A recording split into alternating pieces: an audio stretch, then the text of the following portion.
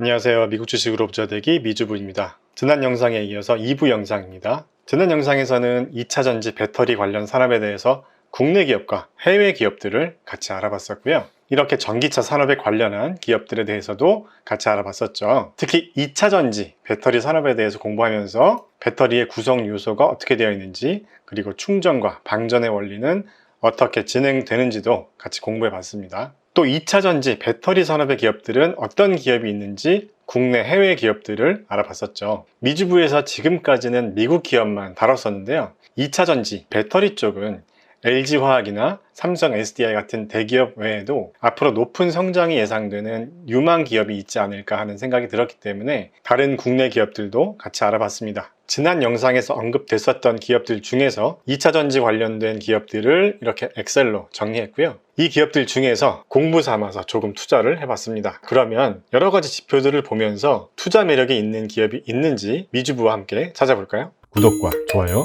알림 설정까지 꼭 해주세요. 알림 설정은 이렇게 전체 알림 설정을 해주시면 미주부의 최신 정보를 누구보다 빠르게 받아보실 수 있습니다. 제가 엑셀로 정리하는데 시간이 좀 걸려서 1부 영상에서 다 못 보여드리고 2부 영상으로 넘어왔는데요. 먼저 2차전지 배터리 산업에 대해서 분류를 했습니다. 먼저 배터리 완성품을 만드는 기업들이 있었죠. 그 다음에 양극재와 음극재, 그리고 동박은 따로 분류를 해봤는데요. 이 동박도 배터리의 핵심 소재로 사용되고 있다고 합니다. 여기 보시면 전기차에 필요한 리튬 이온 배터리의 핵심 소재로 음극재로 활용하는 얇은 구리막이다. 동박이 얇을수록 제한된 배터리 속에 보다 많은 음극 활물질을 채울 수 있어서 배터리의 초경량, 고용량화를 좌우한다. 일상 속에서 접하는 리튬 이온 배터리에 이 동박이 들어있기 때문에 전기차뿐만 아니라 스마트폰과 노트북, 드론도 얇고 가벼운 동박을 원한다 라고 합니다. 자, 그래서 이렇게 동박 관련 기업들도 알아보기 위해서 따로 분류해 봤습니다. 그 다음에 전해질, 전해액 관련 기업들도 알아봤고요. 그리고 관련 부품이나 장비, 그리고 배터리 원료 중 하나인 리튬 관련 기업들도 이렇게 정리해 봤습니다. 자, 그래서 이렇게 어떤 국가의 기업인지 같이 정리해 놨고요. 그리고 시가총액은요, 국내 기업은 단위가 억 원이고요. 미국 기업은 단위가 밀리언 달러입니다. 그 다음에는 밸류에이션 관련 투자 지표들을 정리해 봤고요. 또 매출액 성장률이나 순이익 성장률과 같은 성장성 지표도 정리해 봤습니다. 그리고 이 부분은 2023년까지 예상 매출이나 순이익에 대한 컨센서스 자료입니다. 우리 미주부 주주님들의 시간을 절약해 드리기 위해서 제가 이렇게 정리를 해 놨습니다. 그러면 지금부터 이 기업들 중에서 투자 지표들만 보고 1차로 한번 기업을 선정해 볼 건데요. 여기 회색으로 표기된 항목들 위주로 보면서 좋은 점수를 받은 기업들을 먼저 선정해 보겠습니다. 먼저 P/E 레이시오는 제가 2023년까지의 평균 순이익 성장률로 계산한 값인데요. 2022년까지만 자료가 있는 기업들은 2021년과 2022년 예상 실적으로 계산했습니다. P/E 레이시오는 PE 레이시오에서 EPS 성장률을 나눈 값이죠. 미주부 채널에서 여러 번 설명을 드렸기 때문에 다 아실 거라고 생각하고 자세한 설명은 생략하겠습니다. 그리고 매출 성장률과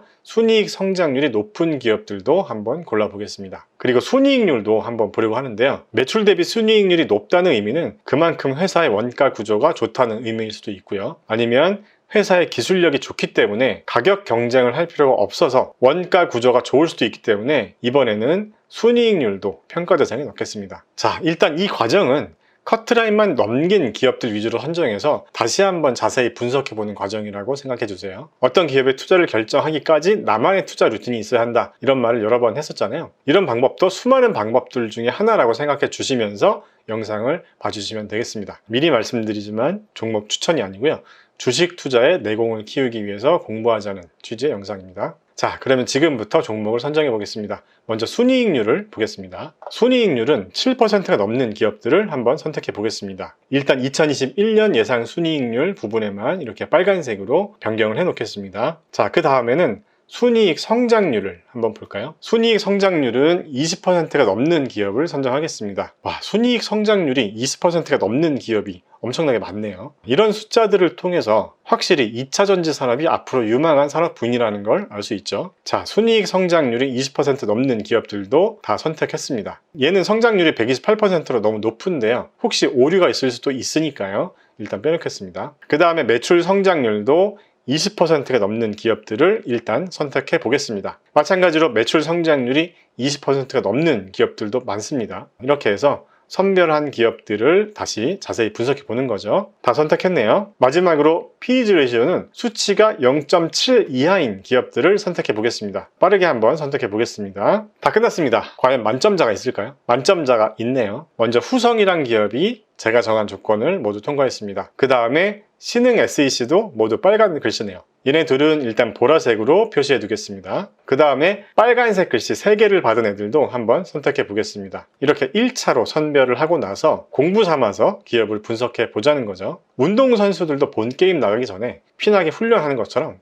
우리 주식 투자도 돈 벌기 위해서는 공부하고 훈련을 해야겠죠? 다 선택했습니다. 만점자는 후성이랑 신흥 SEC고요. 그 다음에 빨간색 3개를 받은 기업들은 에코프로비엠, LNF, 코스모 신소재, 한솔케미칼, 일진 머티리얼즈, 솔루스 첨단 소재, 그리고 첨보와 필옵틱스라는 기업까지 빨간색 3개를 받았습니다. 여러분이 보시기엔 어떠셨나요? 자, 이렇게 1차 선별 과정을 통해서 저는 총 3개 기업에 대해서 좀 더 알아봤는데요. 2차 전지 산업 관련 기업을 알아보다가 국내 기업까지 왔네요. 자, 그동안 미국 기업들만 다뤘었는데 2차 전지를 주제로 한 번외편 정도로 생각해 주시면 될 것 같습니다. 먼저 코스모 신소재라는 기업에 대해서 알아보겠습니다. 코스모 신소재는 앞에서도 설명드렸지만 2차 전지용 양극재를 생산하는 기업입니다. 이 양극재가 배터리 원가의 3분의 1을 차지한다고 하는데요. 이 기업은 LCO, 즉 리튬 코발트 산화물 계열의 양극 활물질에서 NCM, 니켈 코발트 망간 양극 활물질로 품목 교체를 완료하고 관련 설비를 증설 중에 있다고 합니다. 그래서 이 기업의 양극재 생산 능력은 2020년 1만 톤에서 2021년 상반기에는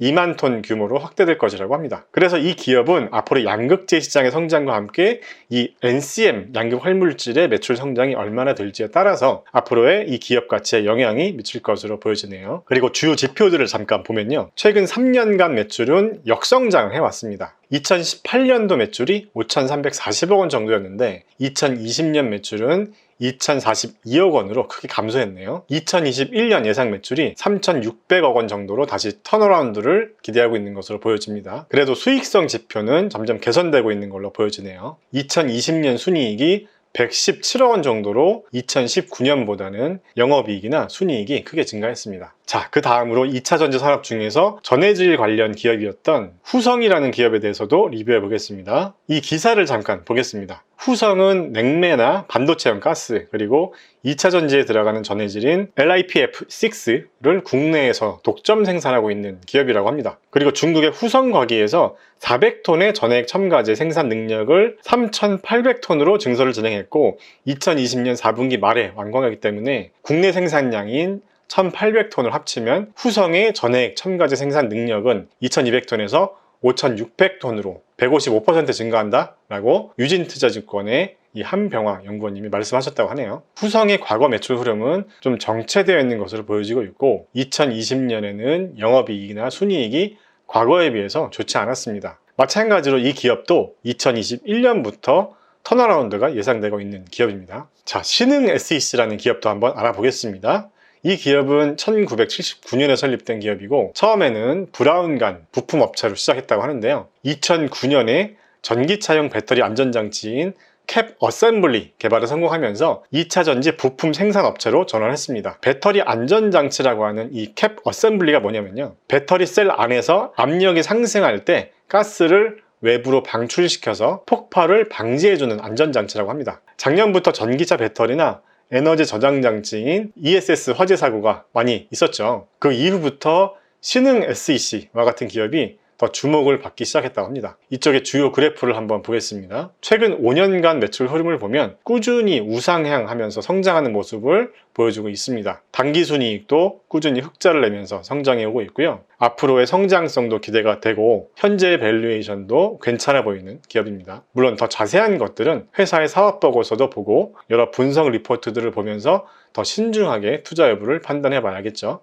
이렇게 지금까지 2차 전지 관련 산업의 기업들을 알아봤고요. 1부 영상에 이어서 2부 영상까지 마쳤습니다. 작년부터 전기차 관련한 대부분의 기업들은 주가 상승이 크게 있었는데요. 전기차 핵심 산업인 2차 전지 산업과 관련해서 아직은 시장의 주목을 받지 못한 유망 기업들을 찾아보면서 공부해보자는 취지의 영상이었습니다. 개인적으로는 포트폴리오 분산 전략으로 실적이 좋은 4차 산업과 관련한 국내 유망 기업에도 일부 분산 투자를 해보면 어떨까 하는 생각도 해봤고요. 그리고 시장이 불안하고 내 마음도 불안할수록 공부할 수밖에 없습니다. 어렸을 때 우리 부모님이 이런 말씀 많이 하셨잖아요. 공부해서 남주냐? 라고요. 자, 주식 투자로 수익을 낼 수도 있고 손실을 볼 수도 있습니다. 중요한 건 수익을 내건 손실을 내건 시간이 지나면서 내가 발전하고 개선하는 게 있어야 한다고 생각합니다. 오늘은 여기까지입니다. 다음 영상에서 또 만나요. 안녕.